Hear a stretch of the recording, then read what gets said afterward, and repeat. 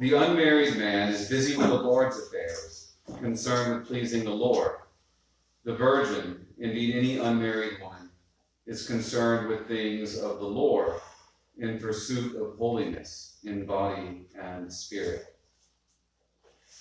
Saint Scholastica was a holy virgin, and she was concerned with the things of the Lord. That's why people enter into religious life. Sometimes people look at monks and nuns and people who take these religious vows and live this communal life, and they think, oh, they're so strong. I could never do that. I could never do what they do. I don't have the strength to do what they do. And I think most monks and nuns, people who enter into religious life, would tell you, no, I didn't enter into religious life because I'm strong. I entered into religious life because I'm weak. And I need the structure of this religious rule, this way of living, and a community of other people who are also committed to that religious rule to help me to stay focused on the Lord. And by withdrawing from the world, they don't eliminate all the distractions, because there's always going to be distractions with us, but they really help to focus their lives, to focus their thoughts, and to focus their minds and hearts just on serving God. And it's much easier to do that when you enter into an environment like a monastery. And St. Scholastica was one who did such a thing. She was the twin sister of St. Benedict. And I know you know who St. Benedict is. St. Benedict is the father of Western monasticism. He wrote the Benedictine Rule and established the Benedictine order that's still with us today. St. Scholastica was his sister, by some accounts his twin sister.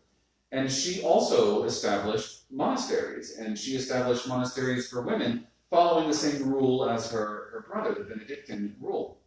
So there's a story about St. Scholastica and St. Benedict that is written about by St. Gregory the Great, Pope. And St. Gregory describes an occasion very shortly before St. Scholastica died, when her brother Benedict was coming to visit her. See, they lived cloistered lives in their respective monasteries, and so they didn't get to see each other very often, but once a year he would come and pay a visit to her in her monastery. And so this was one of those occasions that she greatly looked forward to. And they spent the day talking and praying together and walking around the monastery grounds, and they were having a delightful time in each other's company. And at the end of the day, they ate supper together and they continued talking. And then it was getting close to the time for Benedict to leave, and Scholastica asked him, "Oh, please stay. Could you not please stay the night here with me so that we could continue talking?" And Benedict kind of recoiled at that. He's like, it's impossible for me to be away from my cell for the night. No, I can't spend the night away from the monastery. You see, monks take a vow of stability. They don't leave the monastery very often, and never for very long. So he says, it's impossible. I can't do it. And Scholastica just folded her hands on the table, and she bowed her head to pray. And after praying for a moment, all of a sudden, this clap of thunder just shook the building, and this lightning flashed outside, and a torrential rainfall started to fall so bad that no one could even leave the building. Certainly no one could travel. And Benedict just looked at his sister and said, "What have you done?" "What have you done?" And she said, "I asked you, and you said no. So I asked God, and he said yes." So Benedict ended up having to spend the night with his sister, and they were able to continue their conversation and their discourse and rejoice in each other's company. It was 3 days after that Scholastica died, and that was the last time that she got to see her brother. So in St. Gregory's commentary on this episode, he remarks that the Lord answered Scholastica's prayer miraculously because of the greatness of her love. And he specifically compares her love to that of St. Benedict. She loved more than he did. And that's why God answered her prayer.